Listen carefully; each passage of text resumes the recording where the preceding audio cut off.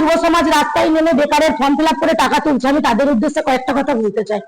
তৃণমূল কংগ্রেসের যেটা কালচার তারা সেটা করছে। পুরসুরার মানুষ অনেকদিন আগে ওদিকে ছুড়ে ফেলে দিয়েছে, আর এইবারে তৃণমূলের কোনো চিহ্ন থাকবে না পুরসুরার। পশ্চিমবঙ্গ কি আজ এক গভীর অন্ধকারের দিকে এগিয়ে যাচ্ছে? যে রাজ্যে একসময় শিক্ষার আলো ছড়িয়ে পড়তো সারা দেশে, আজ সেই রাজ্যের স্কুলগুলো কি শুধু গরু ছাগলের আস্তানায় পরিণত হবে? কেন মেধাবী ছাত্রছাত্রীরা রাস্তায় বসে চোখের জল ফেলছে আর অযোগ্যরা সরকারি তকমা নিয়ে ঘুরে বেড়াচ্ছে? আরামবাগের মাটি থেকে আজ উঠে আসছে এক বিস্ফোরক সত্য। কেন চাকরি নেই, কেন শিল্প নেই, সরকারের ভূমিকা নিয়ে আজ সরাসরি তোপ দাগছেন আরামবাগের বিশিষ্ট ব্যক্তিত্বরা। দেখুন আমাদের এই বিশেষ প্রতিবেদন, ধ্বংসের মুখে বাংলার শিক্ষা ও ভবিষ্যৎ। শুনুন, স্কুল তো বন্ধ হয়ে যাবে। সরকার যে দুর্নীতি করে চাকরি দিয়েছিল, সেই চাকরি বহু মানুষের চাকরি চলে গেছে। আজ স্কুলে দেখবেন এক একটা স্কুলে যেখানে 5টা মাস্টার দরকার, সেখানে একটা স্কুলে মাস্টার আছে। কোনো জায়গায় আছে 3টে মাস্টার, কোনো জায়গায় 2টো। এইভাবে কোনো স্কুল চলতে পারে না। স্কুলগুলোতে দেখবেন গরু ছাগলের ঘরে দাঁড়িয়ে গেছে। যে আরামবাগ মেডিকেল হসপিটাল করেছেন, কোনো কাজ হচ্ছে না, কোনো ডাক্তার কোনো কাজ করছে না। আপনি যে দেখবেন রুগী পড়ে আছে, ডাক্তাররা নেই, কোনো কাজ নেই। এখানে কাজ একমাত্র করতে গেলে সত্যিকারের কথা রাজ্যেতে পরিবর্তন করতে হবে। পরিবর্তন করলে গরিব মানুষের কাজ হবে, রুগী মানুষদের। আজকে মানুষ স্বাস্থ্য, বস্ত্র, বাসস্থান, স্বাস্থ্য এগুলো মানুষের চাই। আগে মানুষের যদি গরিব মানুষকে যদি এসব যদি না দেওয়া যায়, মানুষরা বাঁচবে কি করে? রাজ্য সরকার যেটা রটাচ্ছে খুবই বাজে জিনিস, এটা খুব ভুল তথ্য। ওনারা কাটমানি খেয়ে সরকারটাকে শেষ করে দিয়েছে, রাজ্যটাকে শেষ করে দিয়ে ভিখারি করে দিয়েছে। ওনাদের প্রত্যেকটাতেই কাটমানি চাই, আর ওনা আজকে ঘুরিয়ে নিজেরা আজকে আপনাদের সংসদের নামে বদনাম আছে। যেমন আপনাদেরকে একটা বলবো, আমাদের যে এমএলএ আছে, বিজেপির যে এমএলএ আছে, তাদের এমএলএদের কোনো কাজ করে দেওয়া হতো না। আমাদের মুখ্যমন্ত্রী উনি মানা করছে বিজেপির এমএলএদের কোনো টাকা দিয়ে কোনো কাজ করতে দেওয়া যাবে না, টোটাল বন্ধ রেখেছিল। আজ 4 বছর বন্ধ, 1 বছর পর থেকে আমাদের কাজ করতে দিয়েছে এমএলএ টাকা। কোনো পঞ্চায়েতে এনওসি দিত না। এমএলএ যদি কোনো কাজ হতো, যে একটা রাস্তা বা কোনো লাইট হবে, হাইমার্কস লাইট হবে, সেই লাইট করতে গেলে একটা এনওসি লাগে পঞ্চায়েত থেকে। সেসব এনওসি কোনো আমরা পঞ্চায়েতে না দিত না। তো সেই জন্য আজকে আমরা এখন চাপে পড়ে গেছে।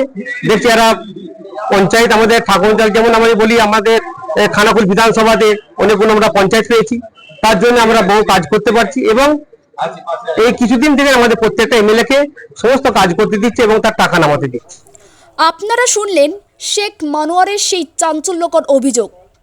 স্কুল যদি গোয়াল ঘরে পরিণত হয়, তবে ভবিষ্যৎ প্রজন্ম কোথায় যাবে? কিন্তু শুধু শিক্ষা নয়, গোটা প্রশাসনিক ব্যবস্থায় কি আজ পঙ্গু? চাকরি দেওয়ার নামে যে প্রহসন চলছে, তা নিয়ে আরামবাগ জেলা মহিলা সংগঠনের সেক্রেটারি যা বলছেন, তা শুনে আপনার রক্ত হিম হয়ে যাবে।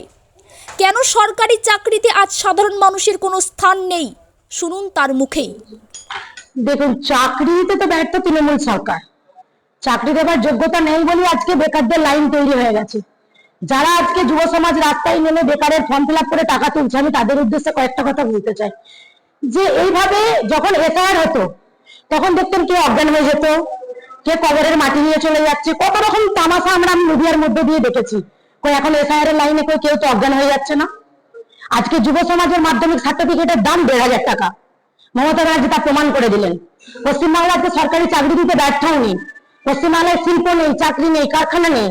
অথচ আজকে এফআইআর করার বেলায় তখন তীব্র নিন্দা দিচ্ছে, আর যুবকে দাঁড় করে দিল রাস্তায়, তাদের হাতে 1,500 টাকা থলি ধরে দেওয়া হচ্ছে। মানে এরপর যখন যুব সমাজ যাবে রাস্তাতে, চাকরি নাই পাক, অন্তত বলবে যে ছেলে কি করে বিয়ে করতে গেলে, কিছু হবে না, বেকার ভাতা পাই, এটা ছেলেরা বলতে পারবে। এখন পর্যন্ত কোন যুব সমাজকে তার বাবা মাকে দেখলাম না যে এত নোংরামির পরেও একটা রাস্তায় দাঁড়িয়ে প্রতিবাদ করতে। এটা সব থেকে বড় লজ্জার বিষয়। যুব সমাজের উদ্দেশ্যে ডাক দিচ্ছি, আপনারা রাস্তায় নামুন এবং এর তীব্র নিন্দা জানান। লাইনে দাঁড়িয়ে ফর্ম ফিল আপ করে নিজেদের শিক্ষাটাকে বিলিয়ে দেবেন না, এটা অনুরোধ যুব সমাজের কাছে। প্রশ্ন অনেক, কিন্তু উত্তর কি পাওয়া যাবে? বাংলার এই যুব শক্তির ভবিষ্যৎ কি এভাবেই নষ্ট হতে থাকবে? দেখেন, সরকারি স্কুল বন্ধ হয়ে যাচ্ছে কথাটা ভুল, বন্ধ করে দেওয়া হচ্ছে। এবং এটা মমতা বন্দ্যোপাধ্যায়ের মুখ্যমন্ত্রীর একই পলিসি। এরা চায় না গরিব মানুষ লেখাপড়া শিখুক, এই শিক্ষা ব্যবস্থাটাকে এরা ধ্বংস করতে চায়। এরা তার জায়গায় কর্পোরেট প্রাইভেট স্কুলকে প্রমোট করতে চায়, পুঁজিপতিদের প্রমোট করতে চায়। আর গরিব মানুষ যদি লেখাপড়া না শেখে তাহলে সস্তা লেবার ছাড়া আর কিছু কখনো হবে না, এটা এদের পলিসি। আপনি দেখুন দানছত্র খুলে রেখেছে, কিন্তু টিচারদের কোনো না কোনো বাহানায়, সে মাদ্রাসা হোক, হাই স্কুল হোক আর ইউনিভার্সিটি কলেজ হোক, সমস্ত জায়গায় বাজেট কমছে এবং সেইখানে শিক্ষক নেই। আর বাকি তো সব আপনারা জানেন, এটা একটা পলিসির মাধ্যমেই করা হচ্ছে শিক্ষা ব্যবস্থাকে ধ্বংস করার জন্য। একই ধরনের শিক্ষা ব্যবস্থা, বড় লোক গরিব লোক, এসপি ডিএম এর ছেলে আর ওই রিক্সাওয়ালার ছেলে এক স্কুলে পড়বে, একই সিলেবাসে পড়বে এবং একটা ন্যাশনাল পলিসি হবে এবং সেটা সম্পূর্ণ অবৈতনিক হতে হবে। তো সেইটা যদি করতে হয়, এক্ষেত্রে বলতে হবে পশ্চিমবাংলায় যে এত স্কুল হয়েছিল, পশ্চিমবাংলায় প্রথম অবৈতনিক শিক্ষা ব্যবস্থা এবং প্রচুর স্কুল হয়েছিল, মমতা বন্দ্যোপাধ্যায় এসে সেই স্কুলগুলোকে বন্ধ করে দিচ্ছে। অতএব যেই দলগুলোর শিক্ষা নিয়ে পরিষ্কার স্ট্যান্ড আছে, যারা শিক্ষাকে মর্যাদা দেবে, অগ্রাধিকার দেবে, সেই দলগুলো যদি ক্ষমতায় আসে তাহলে শিক্ষা ব্যবস্থার উন্নয়ন ঘটবে। আর যদি এই মমতা বন্দ্যোপাধ্যায় থাকে, অলরেডি 3,500 স্কুল আছে যেখানে একটা করে শিক্ষক আছে, তার মানে সেগুলো সব লিস্টে স্কুল আছে, স্কুল না, সেগুলো বন্ধ হয়ে যাবে। আলটিমেটলি এরা টোটাল স্কুলটাকেই তুলে দেবে, স্কুল শিক্ষা ব্যবস্থাটাকে এরা তুলে দেবে। এই সরকারের এবং পঞ্চায়েত লেভেল থেকে এমএলএ এমপি এত ব্যভিচারী, এত দুর্নীতিপরায়ণ নেতা, গুন্ডা বদমাশ আছে, তারা শিক্ষার মর্যাদা কী বুঝবে? মানুষ যদি তার প্রতিনিধিকে যদি এইরকম বাঁচে, যারা ভোটের আগের দিনে আপনাকে টাকা দেবে, মুরগি দেবে, মদ দেবে, আপনার চয়েস যদি এটা হয়, তাহলে নিশ্চয়ই আপনি স্কুল পাবেন না। অতএব এরকম প্রচুর স্কুল আছে যেখানে লেখাপড়ার কোনো ব্যবস্থা নেই। এই স্কুল ফিরিয়ে আনতে গেলে মানুষকে সচেতন হতে হবে, তাকে বুঝতে হবে যে কারা আমাদের স্কুল ফিরিয়ে দেবে। যদি এটা হয় তাহলে স্কুল হবে আগামী দিনে, আর নাহলে স্কুল উঠে যাবে।